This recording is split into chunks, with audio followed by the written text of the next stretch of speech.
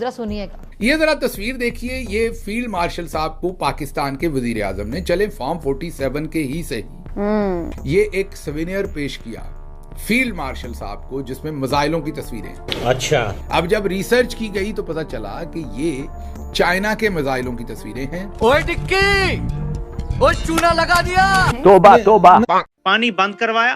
तोबा तोबा, 50 से ज्यादा शहरी और दर्जन से ज्यादा फौजी एहलकार जान से गए। तोबा तोबा, 22 शहरों पर मिसाइल और ड्रोन हमले हुए। तोबा तोबा, एयर बेस पर खड़े जहाज तबाह हुए। तोबा तोबा। ये सब कुछ होने के बावजूद अगर आसिम मुनीर और इसके टाउट 21 रोजा जश्न मना रहे हैं तो समझ जाएं कि उनके नजदीक शिकस्त और फतह, गैरत और बेशर्मी एक ही शय के दो नाम हैं। तोबा अस्तगफार, तोबा तोबा तोबा, खुदा मुझे माफ करे।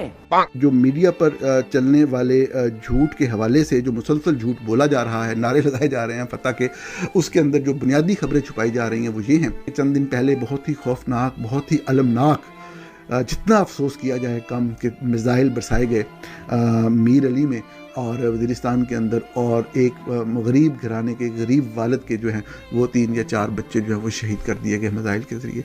माय गॉड, तबाह बर्बाद बर्बाद बर्बाद बर्बाद कर दी। जय हिंद दोस्तों, स्वागत है एक और वीडियो में। दोस्तों, पाकिस्तानी सरकार और पाकिस्तानी सेना अपनी झूठी जीत का जश्न मनाने में इतने मशरूफ़ है कि उनको मतलब समझ में नहीं आ रहा है कि क्या दिखा रहे हैं क्या नहीं दिखा रहे हैं। आप लोग वीडियो में देखेंगे एक ऐसी तस्वीर वो लोग इस वीडियो में आपको देखने को मिलेगा। ये लोग अपने जीत के सबूत के तौर पर उस तस्वीर को दिखा रहे हैं, जबकि वो तस्वीर जो है चाइनीज ड्रिल का तस्वीर है, ठीक है। और ये लोग एक दूसरे को भेंट कर रहे हैं क्या कि भाई ये हमारी जीत का सबूत है, मतलब कुछ भी।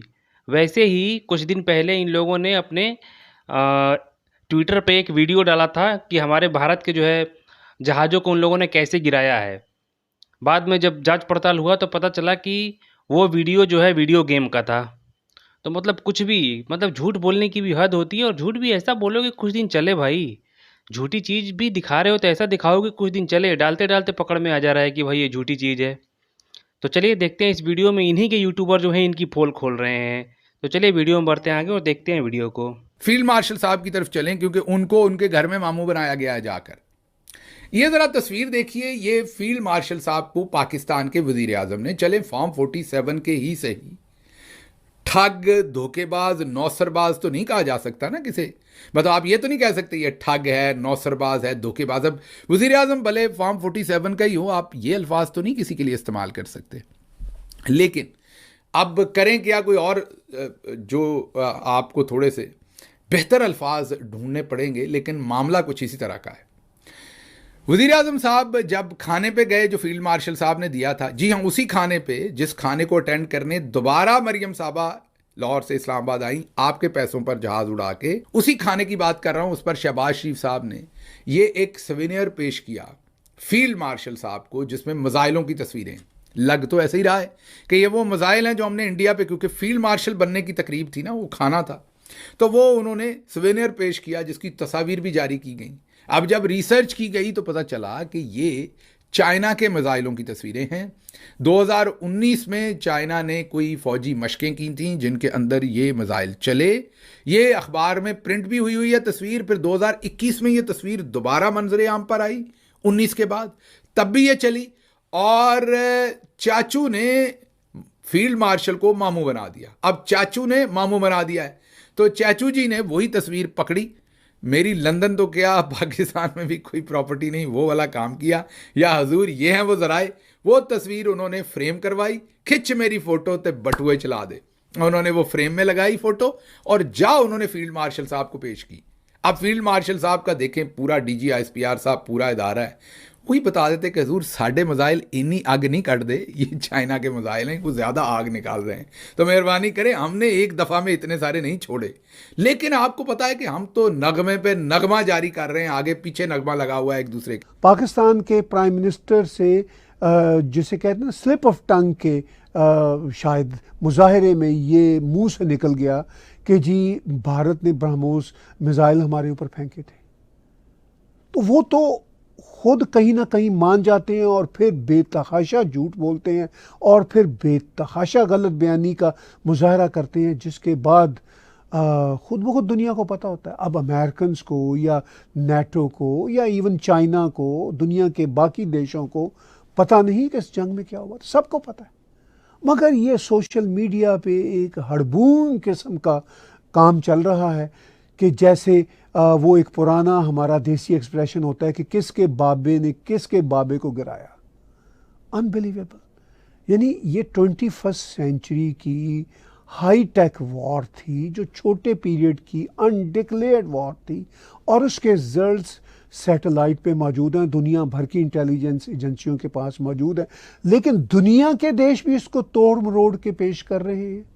और पाकिस्तान तो इस हद तक झूठ बोल रहा है कि वो 1971 के बदले का नारा लगा रहा है कि हमने बदला ले लिया। ये बहुत हाई टेक सोफिस्टिकेटेड वॉर थी। इस वॉर से भारत और पाकिस्तान ने ही कुछ नहीं सीखा, बल्कि बहुत कुछ सीखा।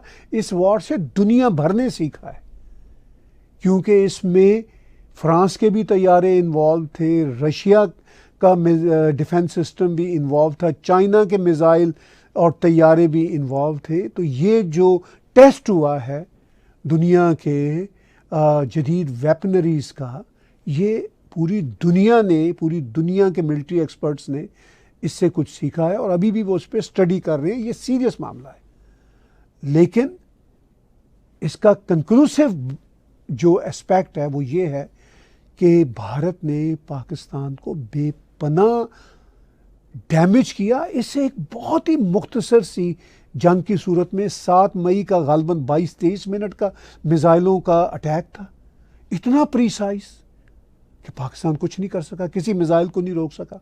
फिर जब पाकिस्तान ने अपने मिसाइल भारत की तरफ फेंके तो ऑलमोस्ट ऑल ऑफ देम वो नकारा बना दिए गए, भारत के सिस्टम ने नकारा बना दिए।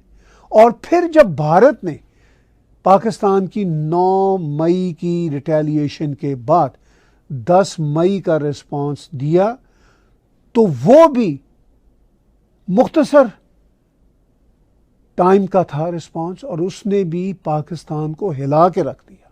कुछ एक्सपर्ट्स, अमेरिकन एक्सपर्ट्स यहाँ तक कहते हैं कि पाकिस्तान के न्यूक्लियर आर्सेनल्स के आसपास के इलाकों को भी नॉक कर दिया, यानी दस्तक दे दी कि जाग जाओ। इस तरह की सिचुएशन बनी। हमने 1970s के अंदर जो है पाकिस्तान ने कोई मुजाहिदीन को तैयार करना शुरू किया, और जब ये कोल्ड वार के दौरान की बात है, और जब रशियन इन्वेजन हो गई तो हमने बाकायदा अमेरिका से डॉलर लेके पाकिस्तान की हर गली मोहल्ले के अंदर जो है वो इनको मुजाहिदीन को तैयार करना शुरू किया। और उन मुजाहिदीन इस्लाम ने जो है वो जहाद जो है, इन्वर्टेड कामों वाला जहाद जो है वो किया अफ़गानिस्तान के अंदर जाकर, और ये एक बड़ा बहुत ही एक मुनाफा बख्श कारोबार बन गया पाकिस्तानी फ़ौज के जर्नलों के लिए। उन्होंने उसी दौर में पूरी दुनिया में अपनी जायदादें बनाने का सिलसिला पाकिस्तान से बाहर शुरू किया, पाकिस्तान के फ़ौजी अफसरान ने। और इस जहाद के नाम पर ना सिर्फ अमेरिका से डॉलर आते थे, लेकिन पाकिस्तान की बेचारी भोली बसरी आवाम भी बहुत ही आसानी से बेवकूफ़ बन जाती थी। लोग पैसों के अंबार लगा देते थे मुजाहिदीन इस्लाम को चंदा देते हुए। हमारे जर्नलों ने यह फैसला किया, नाज़रीन, उस लम्हे, ये सबसे बड़ी हकीकत है जिसको हम छुपाते हैं, कि असी ए कारोबार जारी रखना है। ये वाली जो एक फ़ैसला था पाकिस्तानी जर्नलों का, उन्होंने तारीख़ के एक बहुत अहम मोड़ के ऊपर पाकिस्तान को तबाही और बर्बादी की घाटियों में गिरा दिया।